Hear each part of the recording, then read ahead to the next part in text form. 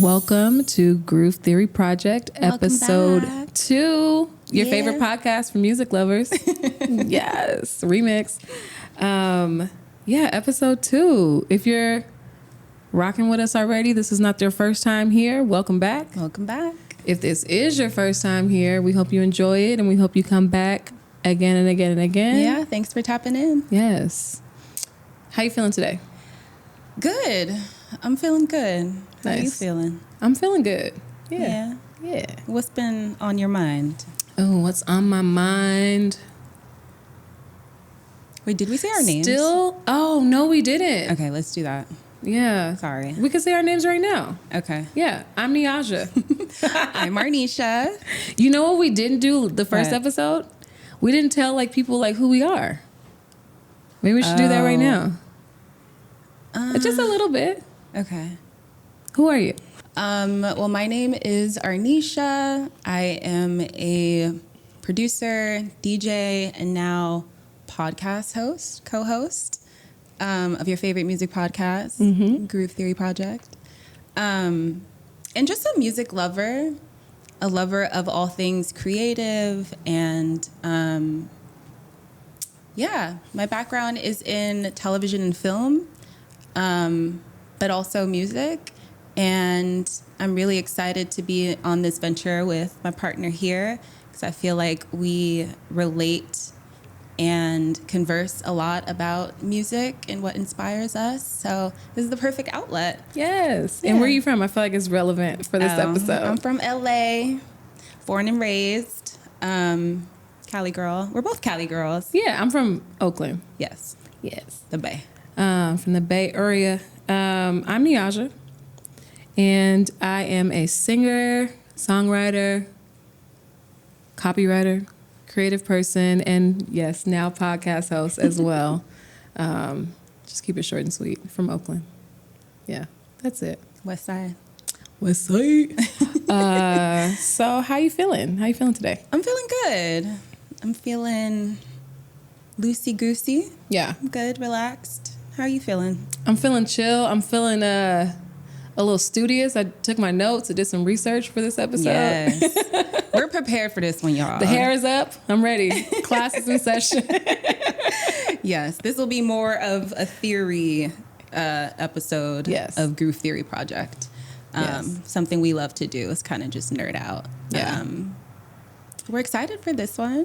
And kind of on topic, lately I have still been watching and thinking about the Super Bowl halftime performance. Oh, yes. That's been on repeat It's for me. infiltrated my brain.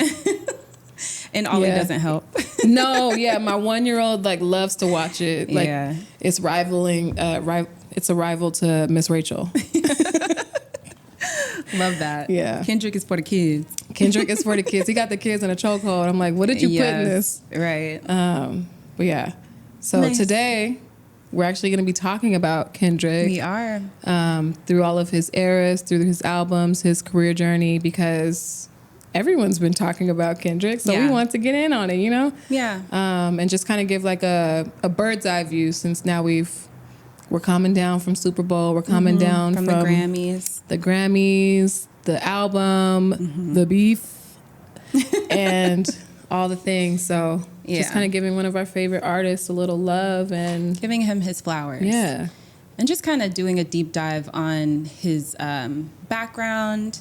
I know he's relevant for the more recent activity with, the rap battles and stuff. But just giving some insight on his background and his artistry that informs his music today. Yeah, definitely.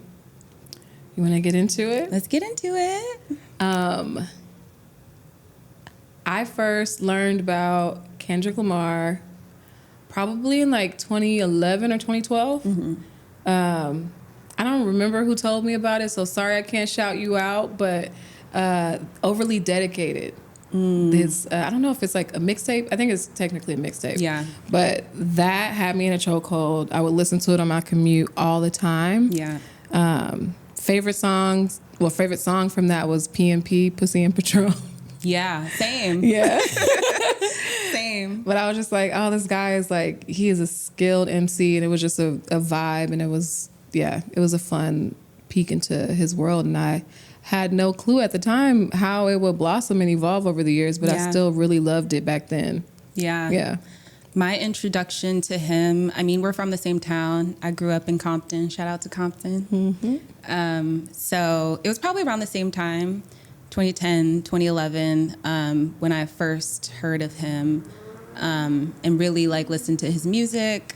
I think it's in our nature, at least from where we come from, to root for your home team. So I was a fan pretty early on. Admired him, and of course wanted to support him, and love what he's been able to do, which is put the city on the map. Yes. So I feel like that like project Overly Dedicated was like bubbling, at least like in LA. I don't know about like outside of LA.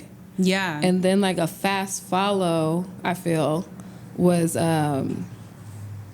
Section 80. Section 80, yeah. That was 2011. Like back-to-back drops. Yeah. He wasn't wasting no time. And that one like got everyone's attention. Yes. Like, I think Vashti directed a video for ADHD. I do remember. And then we had, was Swimming Pools on Section 80? No, that was on Good Kid. I'm Good getting Kid, ahead of Mad myself. City. But ADHD. I didn't listen to Section 80 as much as I listened to Overly Dedicated. Same. I feel like I resonate more with Overly Dedicated than Section 80. Yeah. But just that period, to speak to that, I feel like both, I mean, of course, his early mixtapes, but specifically Overly Dedicated into Section 80, that era of Kendrick was pretty formative. I feel like that is where he was really getting into the artists we know today, or laying the foundation rather for the artistry we know today, finding his sound, kind of implementing his influences in his work. And we kind of see that take shape in those projects. Absolutely. You could like see the lyricism and the skill and the precision even back then, and the creativity back then. Love that. Love it. So I feel like that era is important, obviously, for his development. I think it was like, I mean, we'll talk about the actual project that I feel more is like a coming to age project. Yeah. But I think that era of Kendrick was like a coming of age era for him. Yeah. Finding his groove and artistry. And introducing himself to the world as well. Yeah. I really have to mention I loved not only ADHD, but there was this track called Rigor Mortis on Section 80. Yeah. With that horn sample. Yeah. I thought that was so fire. I feel like my favorites, and I don't know, my favorite, what I resonate to is Cushing Corinthians. Yes. First of all, I love how he also the alliteration. Yeah. He also weaves in a lot of like his faith into, you know, his lyrics and his songs. But that one's like probably one of my favorites from that project. And then High Power. Yeah. Of course. Yes. And faith is a big reoccurring issue. Like, not issue, but an topic overarching for him. theme for sure. Yeah. And then I remember at that time, or around that time, do you remember that song, The Recipe? From him, or like Women, Weed, and Weather song? Oh, yeah. I felt that was like, I was still listening to like the radio back then. Like, I don't listen to radio as much right now.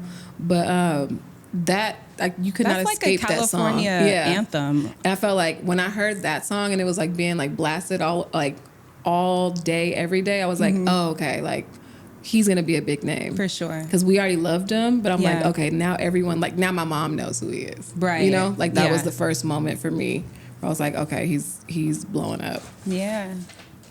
Okay. Should we get into Good Kid, Mad City? Yep. This is probably one of my favorite projects of his. It's one of my favorite projects, period. Yeah. I mean, a lot of people resonate with that because that's when he won his Grammy. I think that gave a lot of insight for people, or or he was able to kind of shine light on what it's like growing up in Compton. I think that's also when he really gets into like his cinematic approach to like a project. Yes. Like each song I can visualize, probably coming from the city, but I can visualize the story that he's telling. I'm not from the city and I can visualize it. Yeah. I feel like I was watching a movie. Like if you listen to that album from beginning to end, it feels like you're watching a whole film. For sure. Yeah. And I think that's a reoccurring, that's like a part of his style. Yeah. It's very much, it extends beyond just the text or the lyrics. Like it's visual. Yeah. Sing About Me was definitely like a top favorite of that for me. Yeah. Sing About Me, I'm Dying, A First. Money Trees, of course. Money Trees. I loved hearing, we talked about songs we love to hear in the club. I was still hearing Money Trees in the club. That, yeah. I rock out to Kendrick any day. And Sing About Any Me. setting. We talk about emotional songs, Sing About Me. Yeah. I definitely shed a little tear when I first heard that one. For sure. Yeah. And just, he's able to like be so vulnerable and like really take it there. Yeah. In a really artistic way. Yes. And I feel like this wasn't even scratching the surface of what he would end up doing. It was creative and it was cinematic and the storytelling was just like impeccable. But then he takes it even further and further and further. And that's one of my favorite things about him is he is not afraid of his artistry. He's not afraid to like... He leans into it. Yeah, be creative, take risk, and like really just do what he feels. Yeah. Yeah. Because especially as a major label artist, you could just give people what you know they want. Yeah. But I don't feel like he goes that route. Not at all. And still knocks it out of the park every single time. Yeah. And I also just love how he reinvents himself with like every project. Yeah. It's not one and the same, although we can cherry pick elements that are, you know, consistent about his style. But the approach is always different. Yeah. And still manages to be impactful and influential. I also love when I love when artists in general like have kind of things that become a signature of their world.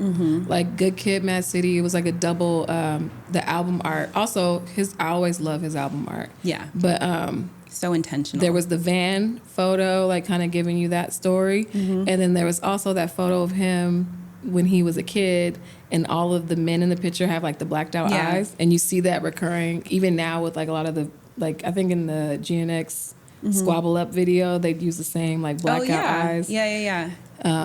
It's nice to like have those little callbacks into his like the little Easter the world eggs. of Kendrick Lamar. Yeah. Love that. Okay, so shall we get into the era of To Pimp a Butterfly? Yes. And I think timeline is good too. So like this Good Kid, Mad City came out in 2012. We got 3 years in between. 2015 we get To Pimp a Butterfly. Yeah.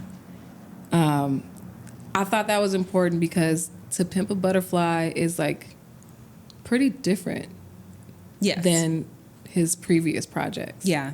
So I feel like as a listener, I'm like, I wonder like what his process was to get to that point. Yeah. And it's obviously he took a few years to like cultivate it, but yeah. I love that about Kendrick too. I do feel like a lot of artists don't take the time to really sit in their craft and, you know, they're rushing onto their next project. Like, I'm not it's like opposed to you taking your time. But as an artist sometimes, or as a creative person, it's hard to take time because there's this like scarcity mindset. Like, oh, if I don't put these ideas out right now, maybe someone else will, or, you know, et cetera, et cetera. Like, it's like really, it's like a bold and brave decision to like go away and really hone in on that. Yeah. It's hard. It is. Yeah. But he nails it every time. But yeah, with this next project, To Pimp a Butterfly, it's very different, although it does also have the same elements we spoke about, his signatures. I feel like this was like a transformation period for Kendrick, and probably, like you said, with the time span, he did a lot of self-development during that time. I do feel like, you can see the evolution, how he's evolved. And this feels more of like a more conscious album. I feel like every time he's like pushed into something that maybe conflicts with his like sense of self, he gets more radical in his art. Like, and this is just me like as a spectator. He became famous for Good Kid, Mad City, and probably was exposed to a lot of different people and things. Yeah. And then your next album is titled To Pimp a Butterfly. Like, is that a comment on exploiting like a beautiful thing, you know? Absolutely. So like, I feel like and even with like the most recent stuff, which we'll get into, like, that's like him, like, no, this is what I stand for. This is who I am, you know? And I lost my original point, but basically, like, I feel like when he starts to get pushed against a wall, he really comes out swinging. For sure. But yeah, I love like the title of the album, the cover. Beautiful. Oh my God. Yeah. That's probably one of my favorite album covers of all time. The like, just like raw, unfiltered, like hood shot group photo in front of the White House. Yeah. I love his little like nod. I feel like all his album covers are well, yeah, I don't know if this is what you're going to say, but the album covers tell the story before you even listen to the album. Yeah, it's like symbolism kind of, which you'll obviously get to once you complete the album. But he does like kind of foreshadow what to expect with his album covers. Yeah, they're very thoughtful. It's just not like a cool picture. Yeah. Yeah. I think he's intentional with everything that he does. Yes. Now, this is the first time, there was a lot of jazz sonically on this album, but this is the first time I feel like he really, really, really got into like a West Coast sound. I feel like there was like nods to it before, but he really, really got into it with like King Kunta and like a lot of the like, just like funk elements of it. Yeah. And it was funny because a lot of people just didn't, either they loved it or they didn't know what to do with it if they weren't from the West Coast. Yeah. But I love that. Like a lot of, I think he worked with Terrace Martin on Good Kid, Mad City. Terrace Martin is a producer and like saxophonist, jazz musician. But I hear it a lot more in To Pimp a Butterfly, a lot of the jazz influence. Yeah. Yeah. I love how metaphorical he is, even with like, we talked about the album art and how they foreshadow the work, but even with the work and like with this particular project, like the conflict between the caterpillar and the butterfly and like the different perspectives that he plays with in the different, you know, tracks. Yeah. I just feel like it's kind of like crazy and mind blowing to see like, I don't know, his process of things and how meticulous he is with being intentional with every detail. Yeah. And you really see that on this one. Yeah. What are some of your fave tracks from To Pimp a Butterfly? I love obviously All Right. Yeah. Oh, yes, we have to mention All Right is probably the most impactful of the project to the masses because it developed into kind of a theme song for all things, you know, civil unrest related from there on after. Super motivating. And I love that also about Kendrick, where he isn't afraid to speak his mind about issues and the state of the world in his music. Yeah. But that one in particular, you know, became the anthem for Black Lives Matter and all the protests that have been happening. Yeah. And for some reason, I'm not sure exactly why, he shot the video in Oakland. Oh, he did? Yeah. Yeah. My homeboy went to the video shoot. Yeah. Nice. Well, probably because, I mean, this whole project, I feel, was like a nod to Tupac. I think he plays into just giving him his flowers throughout. So that could be a reason why. Yeah. And there's a lot of like civil rights history in Oakland and stuff like that too. But yeah. I was listening to it again yesterday and I was like, I think this is my favorite just album of his. Preparing for this episode and just like listening to all of his bodies of work again or re-listening, it's like stuff that you didn't catch on. I mean, I do this all the time, but there's a lot of things that I just didn't catch on to at the time. Yeah. And then listening it, living and growing and being a more developed things person, stand out to you more and more. And it's easy. There's so much like content and creativity to like consume. So for me, I was like, damn, I kind of forgot about this song or forgot about this song because I moved on to so many albums over the years. And I'm like, I still really, really love this. Yeah. But shall we move on to the next era? This era, I feel like, so we had like a 3-year gap between Good Kid and To Pimp a Butterfly. Mm-hmm. And then we get like boom, boom, boom. So like To Pimp a Butterfly is 2015. Mm-hmm. And then he gave us Untitled Unmastered in 2016. Yeah. Which felt like kind of like, oh, these are the leftover songs that didn't make the album, but they're still amazing. That's kind of what the gist I got too. And there's so many fire tracks on that. Fire. So many.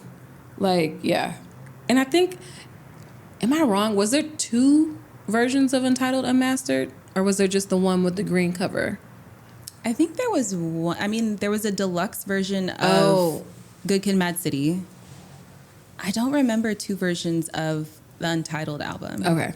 Maybe that was in my dreams. But yeah, definitely honorable mention to that one. Yeah. Not officially an album, but just masterpieces that he was so gracious to put together for us. That Get God on the Phone is on like not even an official album. Yeah. Oh, so good. I'm like, are we being objective? We're just like telling it like how great he is the whole time. I mean, well deserved. I feel like the majority can agree that he's just beyond his years. Always been beyond his years. It's so inspiring. And I appreciate just like the way he moves too, because there's really not that much for us to talk about outside of the music. Yeah. That's what he gives us, and then he goes away. And then when he got some more great music, that's what we get again. So, yeah. And I'm okay with that. I need to be all up in your life. I am all up very in your business. Happy with that. I'm more than okay. Please, everyone do that. Please. I know I'm on a mic yapping right now, but please, everybody else, just be quiet and do your work, you know? And then so 2015, we got To Pimp a Butterfly. Then the next year, we get Untitled Unmastered. 2017, we get Damn. Damn. I love Damn. I love Damn, too. Loyalty was not Loyalty. I always mix up the names. Element was my shit. Yeah. Element. Oh, my God. I love and Loyalty. Mm-hmm. And I just love that, again, he reinvents himself with every project. And I just love the theme of, like, feelings or you know, and he does that even boiling down to the title tracks. And the visuals got real good in this album. The music videos. And that's missing nowadays. Like, no one does music videos. We still gonna listen to your album on the streaming, but give us a video. Give us a visual. Queen B. But give us videos, please. Definitely appreciate when it's paired with a visual. I think I do, just like with books, like I like to use my imagination, of course. Like we love to do that, but we also love to see the intended visual. It's another from layer. The artist. It is. It's another layer. Like, absolutely. And like music and cinema go so well hand together. In hand. Why not? Yeah. Why not? You know? And he just did it really well. I still watch the Element video a lot. I watched the Humble video a lot still. That was Damn was a good era. Yeah. Although I guess this project put him on like the more popular radar. It was a lot of pop influence on this album. But I do think he still stayed true to his roots. It wasn't. I think it was nice. It was kind of like I can do both moment. Because like I just gave you guys To Pimp a Butterfly. Yeah. You know how far I can go on that end of the spectrum, but I'm going to still give y'all these hits, and I'm going to still pack lyrics into it, and y'all still going to love it. We love a versatile king. Yes, we do. So, I love that, and it was like all so close project. Together. Yes. And then we had a little hiatus. Oh, my God. We were. we can't. We were starving. Forget to mention. I mean, this is also the project that put him on the worldwide map and got him his first Pulitzer award. Yeah. Damn, was it? Mm-hmm. That's interesting. But it was kind of like, I feel like it was all of that we just mentioned in one, but probably officially Damn. Yeah. Yeah. What do you get? I don't know too much about the Pulitzer Prize. I just know that not many musical artists get that award. It's like usually like civil rights leaders, philosophers. Yeah. I mean, I feel like the work was, like, even listening to everything in preparation for this episode, I feel like it was like, I was listening to it thinking like, yeah, people really did need this piece of art, you know? Mm-hmm.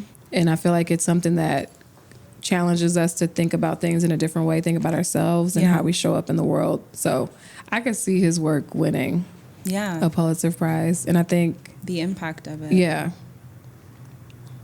I don't think artists should necessarily like strive to make an impact, but I think striving to like have work that is like honest and vulnerable is a good thing to strive for. Yeah. I do love when artists do aim to have an impact and, of course, stay true to yourself and, you know, promote or produce your own creative thoughts. But I do feel like music connects us all, and it should be, I guess, the intention for it to be bigger than you, you know? Yeah. And it's somewhat of a sacred thing. Yeah. Because of how powerful it is. Yeah. So I think I really do appreciate people who understand that whatever they put, you know, out there could have impact. Like it could have influence. So you want to do something good for people. Yeah. I still want to have fun, but we can do a little bit of both. I think he does both at the same time really well. Yeah. Especially in this album. Yeah. For sure. And then we get another break. Yeah, a long break. Yeah. And we went through the pandemic. Yeah. Ugh.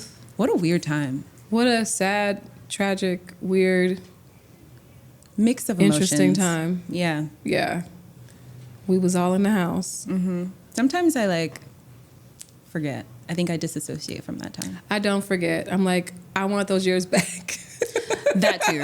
Absolutely. But yeah, part of my brain is just the years back? Fast forward. It's like 2019, fast forward to 2022.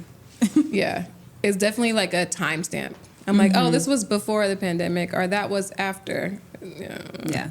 But we got Mr. Morale after. Yes. Like what everybody, he was at home going through it. Like everybody else. Yeah. This is definitely a more vulnerable project for him where he's not one to really let us in on his business. Yeah. But with this one, I think he felt the need to be vulnerable and open. Yeah. About the struggles that he was going through, probably to relate to others going through the same thing. Yeah. I think it was like, maybe hopefully people can relate, but I also just think it was like an exercise in vulnerability and kind of healing. Yeah. That's how it felt. It got a lot of critique, as all art does, but I think I appreciated it for sure. It wasn't like a smash, like knock it out of the park hit, like Damn or anything. I don't think that was the intention either, but I still really appreciated that album. Yeah. And I did go back to it and listen to it. It was on heavy rotation when it dropped. Yeah. It's another one of my favorites of him. Yeah. And like I love Baby Keem. So I was like that era I still appreciate. Even like when Keem dropped his project a little bit before, maybe like a year or two before Mr. Morale, and all the things that they did together. Yeah. Leading up to Mr. Morale. I love that era. Yeah. Yeah. I love them together. Yes. We need another track with y'all. Separate together, I love it. And the fashion. Oh, yeah. Them together, the fashion moments? Yes. Yes. Compton Cowboys, all that. Yeah, so I guess that's like broad strokes of most of his discography. Mm-hmm. Most of his discography. Yeah. Leading up to 2024. Yes. That was a very transformative year for Mr. Lamar. Yes. You want to start with Like That? Yeah. I mean, it didn't start it, but that was definitely the catalyst. Yeah. We've been we knew how he felt for a while. Mm-hmm. We've been listening. He's been giving us a little nugget. Yeah. And it was a shock for me to see Metro Boomin and Future put how they felt on wax. Yeah. Even though they've since retracted or said that that's not what they was talking about. I've heard that. Oh, Lord. Yeah. You got to stand on big business. You got to stand on big business, especially when it was recorded. So. Right. We have timestamps. We have records. But yeah, that was fun. Yeah. That was a fun moment. I think obviously we're choosing sides. This is the episode about Kendrick. But I just love that brought him out. I feel like we don't see that much anymore, rap battles. We didn't mention the control verse. Oh. Yeah. I mean, I feel like you could go, this is part of it. Yeah. This is kind of what started it. Okay. With the song with Big Sean. It was Big Sean's song. Right. Kendrick was on it. And he called out a list of all his peers, and then y'all ain't shit. And no one took it really no one really took it as personal. Except for one. Yeah. Yeah. And we know who he is. I do remember that. Yeah. Yeah. That did start it. He said that Kendrick was looking for a moment. And, he wants to give people just, great music, but he doesn't care about the moment, so he's not going to respond to that. That was his response back then. Yeah, I'm like, oh, this is kind of a response, but all right. But yeah, so that happened, headlines everywhere about that, because people love a rap beef. Yeah. Biggie, Tupac, R.I.P. Yeah, we that grew went up too with far. that. That was Jay-Z, hip-hop. Nas. That was a really Pusha T, big Drake element of hip-hop. Drake, Meek Mill. Yeah. We love beef. We love, not so much the beef, but I think just a rap beef, not like a real life competition. Yeah. The sparring of sorts. Absolutely. With words. Absolutely. But yeah, the control verse kind of you're right, documented that. Yeah. For the first time. That was the timestamp. And before that, all of the rappers that were popping at the time were going on tour. They were collaborating. They were being seen together. And that shit ended right there. Yeah. It ended. No more fun. It was over. The party is over. But yeah, fast forward. I don't know what year that was. But fast forward to this last summer year. of 2024. Yes. Yeah. Well, no, not even summer. It was that was like spring. Yeah. Like that. What was their project called? The Metro Boomin Future joint album. We don't trust you. We don't trust you. Yeah. And wasn't it 2 parts? It was 2 albums. Yeah. Anyway, a lot of people came out the woodworks with things to say. They had some things to get off their chest. And it seemed to have come out of the blue. Before then, I didn't know what the beef was with Metro Boomin, Future, and Drake. There were rumors. I don't know what it was with Metro Boomin. I've heard on other podcasts that they were and I'm quoting these as rumors. I don't know if they're true at all. I've heard that Future and Drake the same girl. I've heard that Future and Drake were going to do another collab album, but then he did one with 21 Savage. These are all I feel like people spectating. Okay. So I really don't know what it is. Got you. But yeah, something happened and he felt the need to do what he did. Yeah. And Kendrick's verse on Like That made a big splash because people have been waiting for, they know his lyricism, they know his artistry. Drake has been at the top of his game for a really long time. So people are like, yeah, let's go. Let's do this. And he got him to step into that ring. Yeah. With the help of J. Cole. Oh, Lord. Somebody check on J. Cole. We love him too. Shout out J. Cole. I mean, I like all these guys, but Kendrick won. That's, That's the final answer. That's honestly. the final answer. I mean, fast forward to a Grammy. Yeah. Super Bowl performance. But now a stadium tour. Once they really got into it, what was it? Push-ups that Drake put out? There were as so his many. first response. I think it was called it? Push-ups. Drop and give me 50, something like that. Yeah.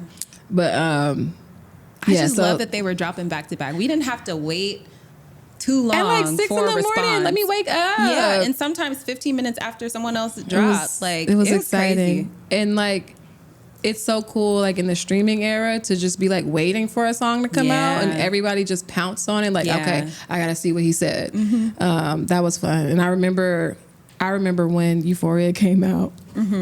Oh my God, I was like, wow. Euphoria. Yeah, it was like the only thing that me and Joe were talking about, like for days, like comparing lyrics and like who did like who. Okay, what's the score on this side? What's the score on that side? It was just fun to like compare and enjoy it all. That's the sport of it. Yeah, and then I remember when Not Like Us. Yes, Yeah. Not Like Us dropped and ended it all. That was insane. I wasn't ready. Yeah, I remember where I was when it dropped. Too. I remember where I was in Palm Springs. I was on my way to one of our friends outside. Nice. Oh, nice. And we were just Damn, you was going to outside. I was going to outside. Oh, how many times did they play it when you got there? They played it outside literally is like all our friends' night. like fun event at Shout out like to Johnny. Yeah, shout out to Rabbit. Shout out to Rabbit. Rabbit does this really fun like park hang, park party, park club, but also lounge. It's just like people just come out and he has chill out. DJs and Yeah. we just hang out like on some like New York energy in the park. Yeah, very much. But that sounds fun. Central Y'all probably Park played vibes. that like 11 times. Yeah, back to back literally to back. back to back to back. Yeah, and we were all grooving, just dancing to it all night. I'm sad I missed that. It was the best, like, kind of experience. We were in Palm Springs with our cousins who are from Canada. And so we were like talking about it the whole time. And then they're like, oh, maybe he'll like do this, maybe he'll do that. They're trying to hold out hope. And Not Like Us came out and Joe just like saw it on his phone first and just screamed because he was listening to the AirPods and then turned it on to loudspeakers. And then we were all like, yeah, we love this. It was even over our even our that. Canadian family, they loved it. Literally, once you make a banger after a beef, like it's over because now everybody gonna turn up to it all summer long. Yes, and even now. Yeah, I still listen to it. Yeah, and my toddler loves it. I don't know what Kendrick did with the kids this year, but they love your new music. Yeah. Yes. So that happened. Then that happened in May. Then in June, we got the pop out. Yes. I'm so mad I missed out on that. Yeah. I was trying to get tickets. I was trying to get tickets. In my hands like water. But I was trying so bad because I knew it was just going to go up. And I wanted to see it live. Being from the city, I knew he was going to bring out the city. It was a time. I didn't know. Amazon, I didn't know what he was going to do. I didn't know who he was going to have come out. Well, it said like Kendrick and Friends. But I didn't know he was going to have like Kendrick and Friends. That could be like Rihanna and Beyonce and whoever. Figured, like, but he chose to bring out up and coming and like legends from LA. LA legend or East or West Coast legends. I kind of figured like more of a TDE when it said even and that, Friends, but yeah, I knew it he was going to do strictly something. LA people. Yeah, he was going to do something for LA, and it was beautiful. It was really beautiful to see. And him choosing like an iconic venue like the Forum. I still call it the Forum, Kia Forum. I call it the Forum. What is Kia Forum? Right. Yeah, the Forum. It was legendary, and I wanted to see it in person, but Amazon was still good. Amazon was good. I was still turned up the cameraman was doing their job. Yeah, they were. Wop, wop, wop, wop, wop. It's like, and the fact that he performed it 8 times. It was a lot. Yeah. And we was like here for it all. We love it. But yeah. And then right after, so that was Juneteenth, and then 4th of July we got the video. Right. I'm like, holidays are good again. Yes. I loved it. That was a good time. Yeah. And then he teased Squabble Up. Oh, he did. And I was like, we need this immediately, right away. Yeah. And he didn't make us wait too long. November, we got some GNX. fire. Yeah, but between that, we got the Super Bowl halftime announcement. We did. Yeah. Yeah. Which I thought was really exciting because I think he's like one of the first artists in their prime, at least in recent times, to perform the Super Bowl halftime show. Yeah. I feel like, Beyonce will probably Rihanna- never go out of her prime. Rihanna hasn't put out an album in like 10 years. Yeah. So I wouldn't call her, she's in her prime as Rihanna, but in terms of like putting out music, it wasn't anything current. So I feel like we haven't had like a Super Bowl halftime artist that has like a current like chart topping project in a while. Okay. Other than like Beyonce. Mm-hmm. And then Usher, he was also really good. I wouldn't say that he had like a recent top charting. I think he dropped an album. But it wasn't, you know what I mean? Like Usher's prime, and I love Usher. This is no shade to Usher. Usher's prime is not last year. No. Kendrick's prime is this year.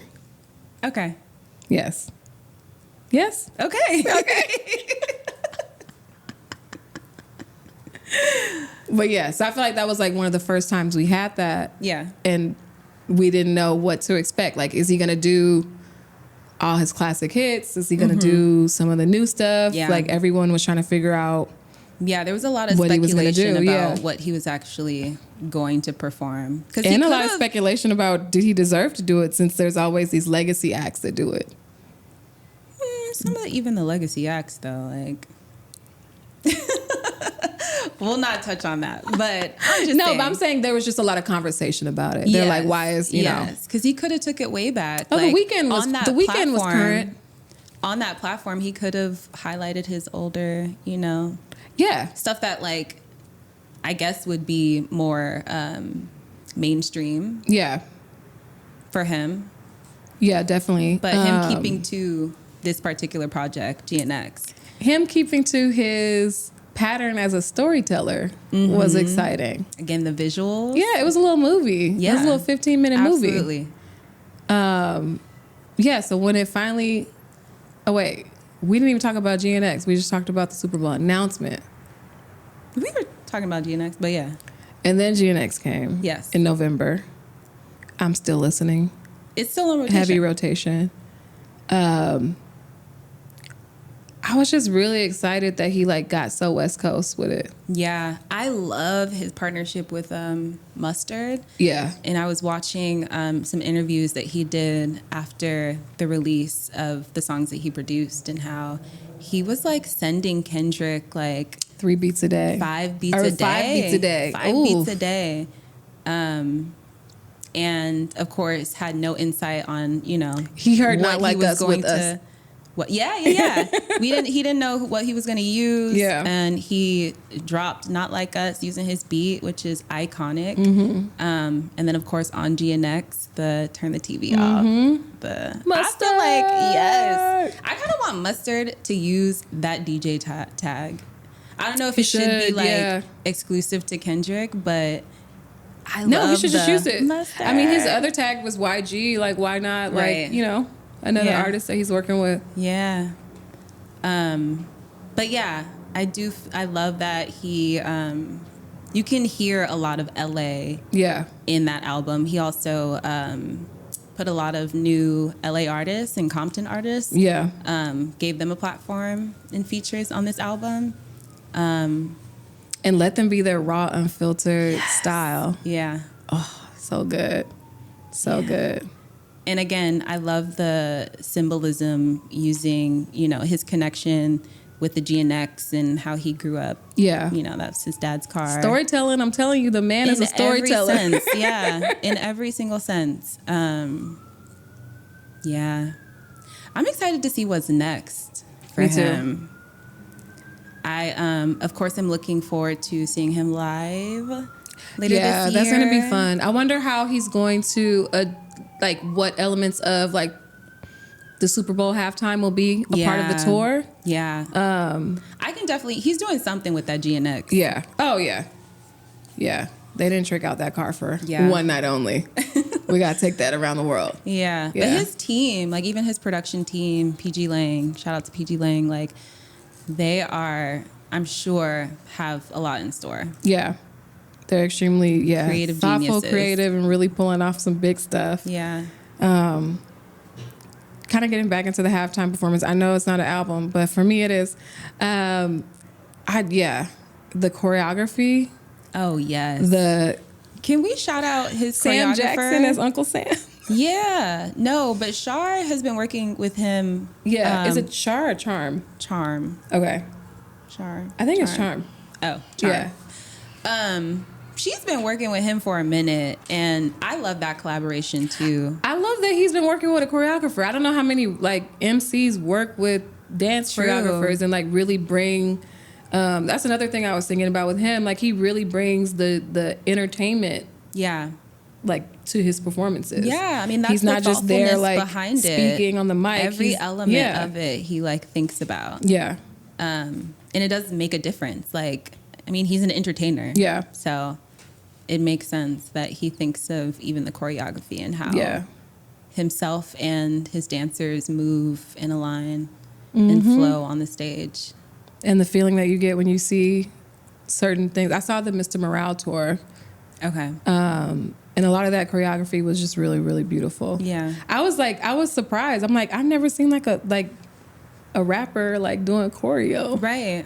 Maybe I have. I just love his little I can't remember. too. But it wasn't like corny and it wasn't like, it didn't feel out of place. Yeah. Yeah. It felt like it enhanced the music. Of course. Yeah. Yeah. Yeah. Okay. Obviously, we love you, Kendrick. Please give us another album. Yes. Sooner than later would be nice, but we'll wait if we have to. We just wanted to give you your flowers. Yes. Absolutely love you. Huge fan. You're an inspiration. And we're looking forward to hearing more. Absolutely. Yeah. So, to round out this episode and change it up a little bit, we got Let Me Put You On, where we share a newer artist that we want to put y'all onto that y'all may not know about. Let me see. Oof. I should have wrote mine down. I feel like it's in my phone. I know. Let me see if I don't know if it's an artist. I go from memory. But I do have. Okay, so obviously I have a cinema background. Maybe not so obvious. Obvious to me. So I've been, catching up on my shows, but there's a music documentary that you need to check out. What's it called? It's called, what is it? SLY Lives, a.k.a. The Burden of the Black Genius. Oh, I think I've seen, is it on Netflix? Hulu. Oh. It's on Hulu. Okay. But it's a music documentary about Sly. I haven't finished it. I started it last night. But it's the same creative team that brought us Summer of Soul, which I happen to have Summer worked of on. Soul. Yeah. Oh, you did? That's so dope. Shout out to Questlove. Shout out to Joseph Patel, a dynamic duo. So if you are into, music and cinema, check out that music documentary on Hulu. I gotta start writing these down. I don't remember mine. I know. I literally have a notes app because it's just too much to keep Mine are just up in with. my liked Spotify section. Yeah. Okay, let me try to remember. I'm doing a visual scroll through my life. Photographic memory. There's this song that I want to share, but I can't remember what it's called. Is it a newer artist? It's so random. It's so random. Wait. Oh, I have my phone right here. Let me grab it. Pull it out. One of the albums that I forgot to mention that I liked last year while I'm scrolling through this was Sir's project. Ooh. It was really, really good. I love Sir. I mean, TDE has it on lock, honestly. They really do. They really do. It's been a hit and never a miss with the artists that come out of that camp. It's called Taste. Yeah. Impeccable taste. Some of us have it, some of us don't. Some of us have it and others can work on developing. Yes. Yes. Is it something you can develop though? I feel like it's either in you. Yeah, it's not. true. It's true. Yeah. It's true. Okay, this song is called Cry Alone by Cydnee with a C. That's her artist name. Okay. It's hella fun. Okay. It's a little vibe. I gotta check it out. I haven't heard of Yeah. Cydnee. Oh, wait. No. I do love that song. Sorry. That's not the one that I want to share. I mix these two up because I play them at the same time a lot, like back to back. But the one that I really wanted to share that's in my head right now is called Guap with the exclamation at the end. And it's by Aphi, Aphi Tenza, Tenza. That's also a vibe. Okay. Cry Alone is a vibe, but Guap is my shit. Okay, I'm gonna have to check both of them out. Thanks for putting us on. Yes. Well, thank you guys for listening to episode 2 of Groove Theory Project. Hit us up on Instagram, TikTok, YouTube. Let us know how you liked the episode, what you thought. Show us some love. Yes. Comment. If you have any questions, anything you want to add to the conversation, we want to hear it. And if you have any topics you would like us to dive into next, let us know. Yeah. Thanks for tapping in. We'll see you next time. See you next time.